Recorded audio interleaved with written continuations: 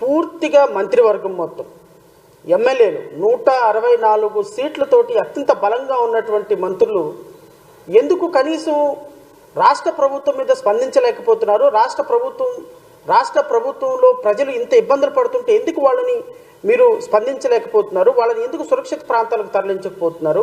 ఎందుకు కనీసం విపత్తు మీద ఒక అవగాహన లేకుండా ఎందుకు బిహేవ్ చేస్తున్నారనే దాని మీద ఖచ్చితంగా ఒక ఆలోచన చేయవలసినటువంటి పరిస్థితి ఉందని అయితే నేను రాష్ట్ర ప్రజలను ఒకసారి ఆలోచించమని కోరుతున్నాను. ఈరోజు రాష్ట్రంలో జరుగుతున్నటువంటి ఈ విపత్కర పరిస్థితులను ఎదిరించాల్సినటువంటి బాధ్యత ప్రతి రాష్ట్ర ప్రభుత్వ అధికారి, ప్రతి మంత్రి, ప్రతి క్యాబినెట్ ర్యాంక్ హోదా మంత్రి ఉన్నటువంటి ప్రతి ఒక్కరి మీద ఉందన్న విషయం ఎందుకు మీరు మర్చిపోతున్నారు? ఎందుకు మీరు దీన్ని పూర్తి స్థాయిలో ప్రజల మాన ప్రాణాలను కాపాడటానికి ఎందుకు మీరు పూర్తి స్థాయిలో మీ యంత్రాంగాన్ని వినియోగించలేకపోతున్నారు? దీని మీద ఖచ్చితంగా రాష్ట్ర ప్రభుత్వం ఒకసారి ఆలోచన చేయాలి. 3.5 లక్షల మంది ప్రజలు కృష్ణానది పరివాహక ప్రాంతంలో వరదల్లో చిక్కుకుపోతే రాష్ట్ర ప్రభుత్వం నుంచి కనీసం పట్టుమని 5 మంత్రులు కూడా వరద సహాయ చర్యల్లో పాల్గొనకపోతే దాన్ని ప్రభుత్వం అని ఎలా అంటాం? కనీసం ఆ నియోజకవర్గానికి చుట్టుపక్కల ఉన్నటువంటి ఎమ్మెల్యేలు కూడా సృజనా చౌదరి ఎందుకు రాలేదు? ఎందుకు సహాయక చర్యల్లో పాల్గొనలేదు? ఎందుకు అక్కడ ఉన్నటువంటి ప్రజల యొక్క మాన ప్రాణాలను కాపాడటానికి ఎందుకు ప్రయత్నం చేయటం లేదు? ఎందుకు ఉప ముఖ్యమంత్రి పవన్ కళ్యాణ్ దాక్కుంటున్నాడు? ఎందుకు ఉప ముఖ్యమంత్రి పుట్టినరోజు వేడుకల్లో పాల్గొంటున్నాడు? ఎందుకు ఈ రాష్ట్రంలో ఇంతమంది లక్షల మంది ప్రాణాలు బలిగొతుంటే ఎందుకు ఈ రాష్ట్రంలో కనీసం ఒక మంత్రి ఒక ఎమ్మెల్యేలు కూడా వెళ్ళి అధికార పక్షం నాయకులు పనిచేయటం లేదు? ఎందుకు ఈ రాష్ట్రంలో 3 లక్షల మంది పిల్లలు 3 లక్షల మంది అన్నమో రామచంద్ర అని ఆర్తనాదాలతోటి గత 3 రోజుల నుంచి అన్నం లేక నీళ్లు లేక బాధపడుతుంటే ప్రాణానికి వడ్డీ ఎప్పుడు బతుకుతామో ఎప్పుడు చచ్చిపోతామో తెలియక దుర్మార్గ పరిస్థితుల్లో ఉంటుంటే ఎందుకు ఈ రాష్ట్ర ప్రభుత్వం వాళ్ళని పట్టించుకోలేకపోతుంది? మాలాంటి వాళ్ళని ఎవరైనా వెళ్ళి సహాయం చేద్దామంటే ఆ బృందాలు మమ్మల్ని ఎలో చేయనియటం లేదు. సో రాష్ట్ర ప్రభుత్వం పూర్తిగా విపత్తును మేనేజ్ చేయడంలో పూర్తి స్థాయిలో విఫలం చెందింది. ఈ రాష్ట్రానికి చెందినటువంటి మంత్రులు కానీ, ఎమ్మెల్యేలు కానీ, ముఖ్యమంత్రి కానీ కనీసం ప్రజలని ఒక ఎఫర్మేటివ్ వేలో ప్రివెంటివ్ మెథడ్స్ తీసుకొని వరదని తగ్గించడానికి ఏ విధమైన చర్యలు తీసుకున్నారు? ఏ విధమైన చర్యలు తీసుకోలేదు. ఏదో ఒక పడవ వేసుకొని 4 జాకెట్లు వేసుకొని అక్కడికి వెళ్ళి మాట్లాడుతున్నారు తప్ప ఇప్పటికీ 48 గంటలు దాటి కొన్ని ప్రాంతాల్లో 72 గంటల వరకు కూడా ఇప్పటి వరకు కూడా ఆహారం అందని, మంచినీళ్ళు అందని కొన్ని లక్షల మంది ఇబ్బంది పడుతూ ఉంటే ఏ ఒక్క అధికారి స్పందించడు, ఏ మంత్రి ప్రాంతం అక్కడికి వెళ్ళడు, ఏ ఎమ్మెల్యే పట్టించుకోడు. ఉండటానికి మాత్రం 164 మంది ఎమ్మెల్యేలు, 164 మంది ఎమ్మెల్యేలు, కేంద్ర ప్రభుత్వంలో కేంద్రంలో మంత్రులు, మన రాష్ట్రం నుంచి కేంద్ర మంత్రులు, మన రాష్ట్రంలో ఉన్నటువంటి ఎంపీలతోటి కేంద్రంలో ఆధారపడి చేసేటువంటి ప్రధానమంత్రి, ఫోన్ చేయగానే పలికేటువంటి ప్రధానమంత్రి. మరి ముఖ్యమంత్రి గారికి అంటే పాపం యాక్సెస్ లేదనుకోవచ్చు, ఉప ముఖ్యమంత్రి గారికి ఏంది యాక్సెస్?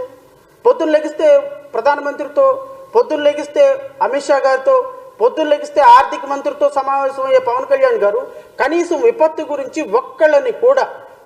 గురించి కనీసం ఒక్క ప్రాంతాన్ని కూడా సందర్శించకుండా, ఒక్క కేంద్ర మంత్రితో మాట్లాడకుండా, కేంద్ర సహాయ శాఖ కేంద్ర సంఘాలతో మాట్లాడకుండా, కేంద్ర ప్రభుత్వంతో మాట్లాడకుండా, ఇక్కడ ఉన్నటువంటి రిహాబిటేషన్, ఇక్కడ ఉన్నటువంటి విపత్తులు చిక్కుకుపోయినటువంటి లక్షల మందిని బయటకు తీసుకొచ్చే ఒక్క ప్రివెంటివ్ మెథడ్ కూడా తీసుకోకుండా నిమ్మక నీరెత్తినట్టు కూర్చుంటే దాన్ని ప్రభుత్వం అని ఎలా అనగలమండి?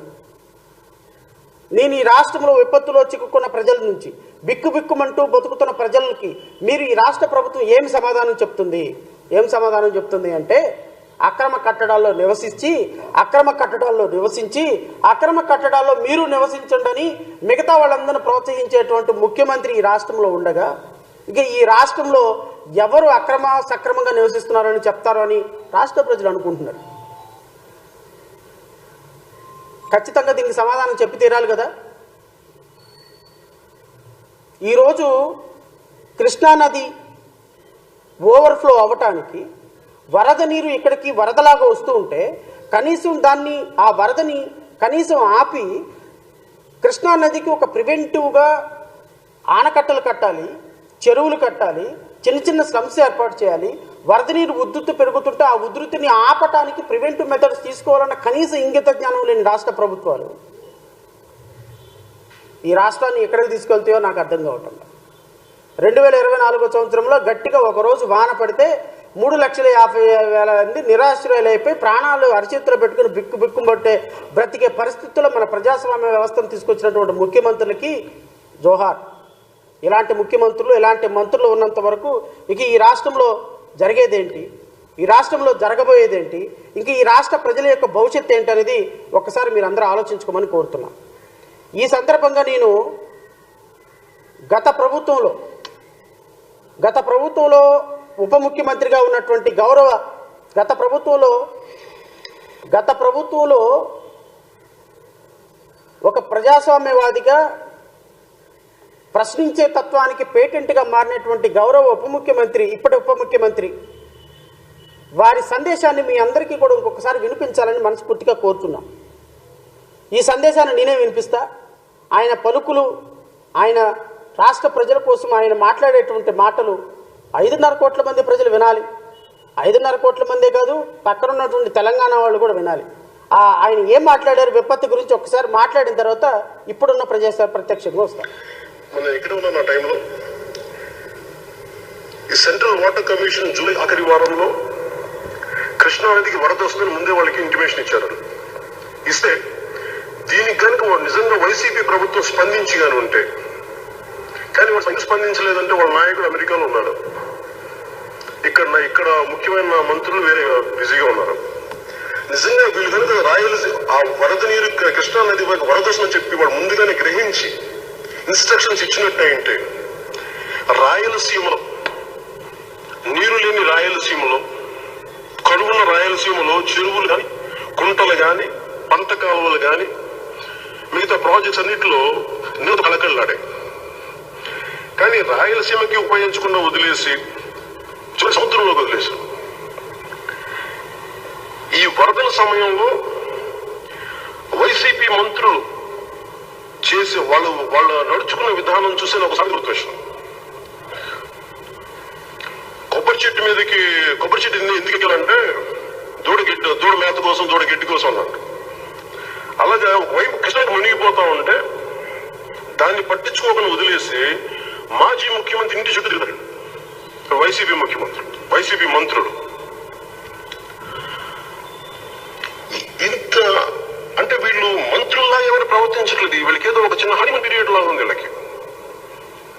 మీరు ప్రజల్ని, ఇన్ని కోట్ల మంది ప్రజలు మీ వైపు చూస్తున్నారు, మీరు ఏం చేస్తున్నారు?